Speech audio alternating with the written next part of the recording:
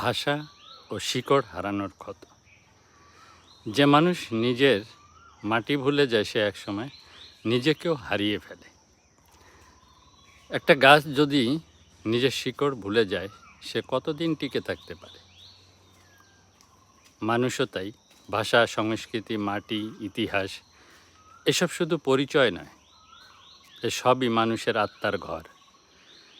আজ অনেক মানুষ নিজের ভাষাকে লজ্জা মনে করে, নিজের গ্রামকে পিছিয়ে পড়া ভাবে, নিজের সংস্কৃতিকে পুরনো বলে দূরে সরিয়ে দেয়।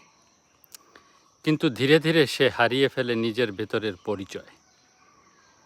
মনোবিজ্ঞান ও সমাজতত্ত্ব বলছে, যখন মানুষ নিজের সাংস্কৃতিক শিকড় থেকে বিচ্ছিন্ন হয় তখন তার মধ্যে জন্ম নিতে পারে আত্মপরিচয়ের সংকট, মানসিক বিচ্ছিন্নতা, আত্মসম্মানহীনতা, সাংস্কৃতিক শূন্যতা এবং গভীর একাকিত্ব।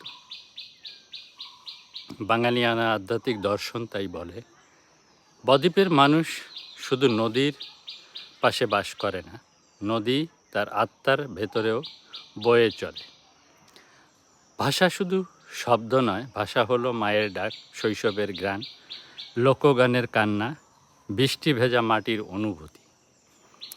যখন মানুষ নিজের ভাষা হারায় সে শুধু কথা বলার ধরন হারায় না, সে ধীরে ধীরে নিজের আত্মার দরজাও হারিয়ে ফেলে। কারণ শিকড়হীন মানুষ ঝড়ে সবচেয়ে সহজে ভেঙে পড়ে। সমাধান শুরু হতে পারে ছোট কিছু পরিবর্তন থেকে।